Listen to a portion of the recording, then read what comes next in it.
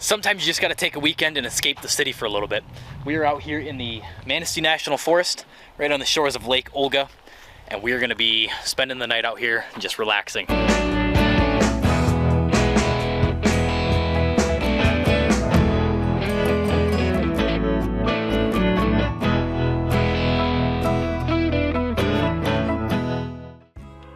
Jose, can you hear me?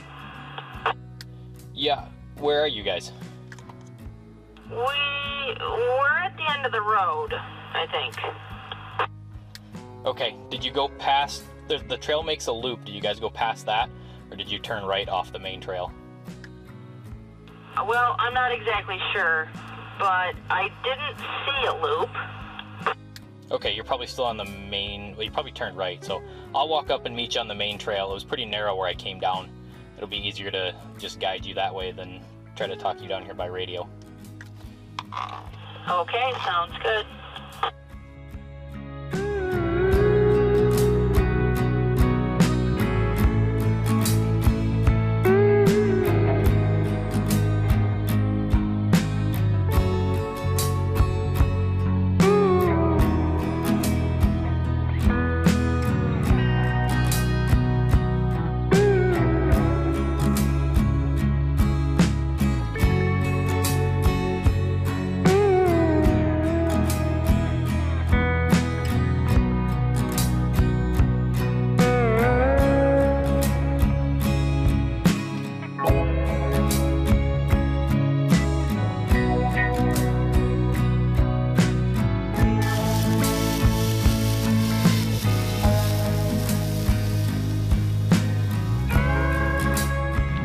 So as I said in the intro, I escaped the city for the weekend and we are up here in beautiful northern Michigan.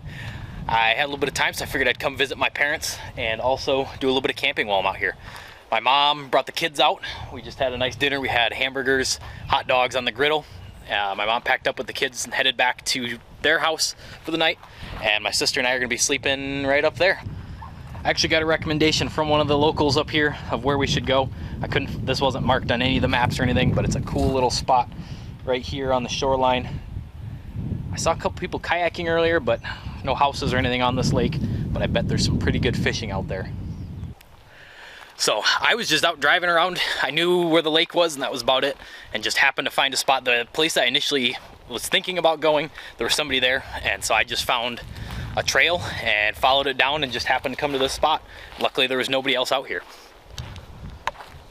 The trail comes right through over there, and as you can see, it's fairly skinny. Took a little bit of work to get a full-size truck back here, but we did it without, I don't think I got any scratches actually, which is almost a first for me. I know you love seeing the gear, so we've got the same stuff we normally do. We've got the EcoFlow power station, we've got the Set Power fridge, which for a weekend trip, that's way too big, but it's working. And the newest addition back in there is the Heart sprayer, 12-volt sprayer.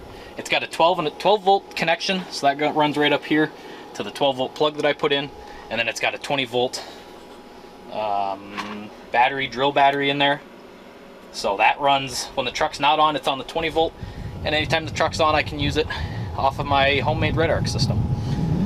It's got a decent amount of, I mean, you're not going to power wash anything with it, but it's got a decent amount for doing dishes and rinsing your hands, filling water bottles, stuff like that. So it is nice to have running water. My sister's kind of giving me crap saying this isn't really rustic camping when you've got a refrigerator, power, and running water, but whatever, I'm enjoying it.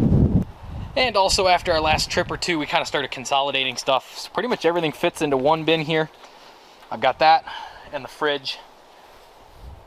And I'm borrowing this Coleman burner, 2-burner stove. This is my mom's, but it works pretty good. I've got this cast iron flat top for it, and that's it.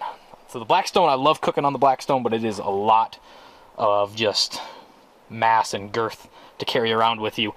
Even with a full-size truck, it takes up a ton of space, and for a weekend, I didn't feel like bringing it.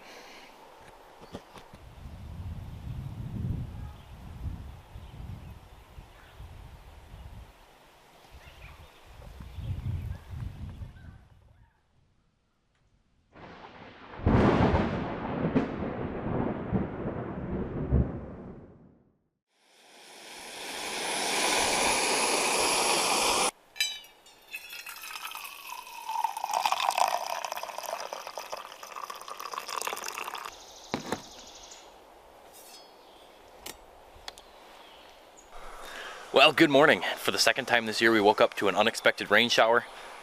That's why it's important to make sure you leave your rain fly up there and also look above you.